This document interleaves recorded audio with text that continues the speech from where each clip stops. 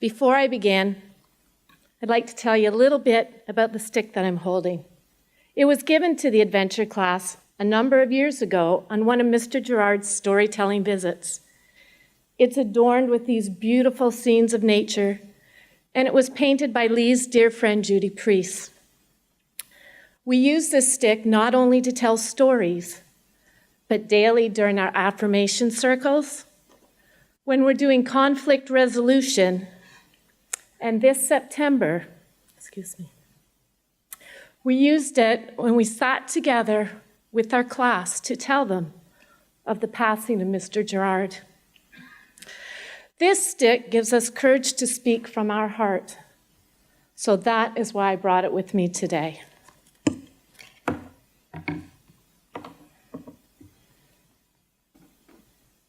About 15 years ago, I was doing some cleanup in my classroom after a rather messy day when Mary Ellen from the office buzzed down to my room, and she told me somebody had some stuff they thought the class could use.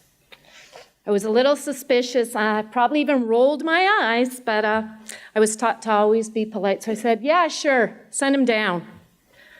Well, sometimes life has a funny way of sending a gift wrapped in the strangest packages, and I was about to meet one of those packages.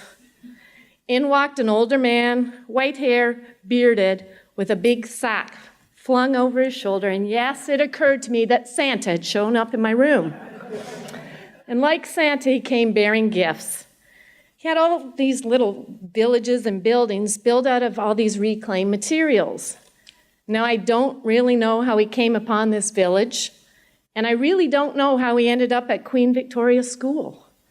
But I imagine it went something like this. Lee, you need to get rid of some of this stuff. It's starting to look like a junkyard in here.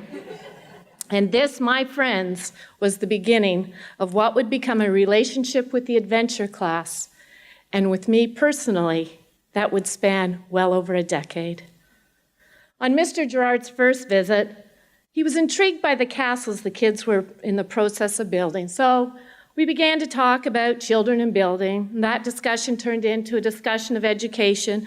That turned into a discussion about life. And so I wasn't really surprised to see Mr. Jourard a few weeks later appear with another bag of recyclables.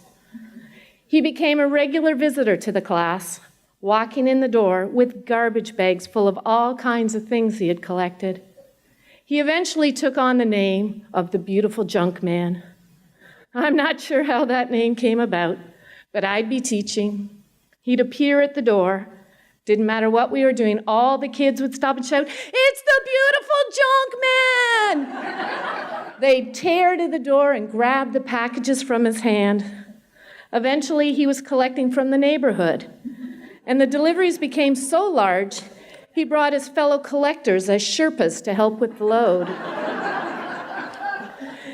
Years passed, and Lee and Eleanor gradually became more and more interwoven with the happenings of the adventure class. He started to come in and tell stories.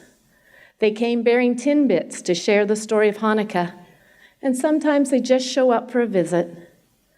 Lee became a real advocate for the class.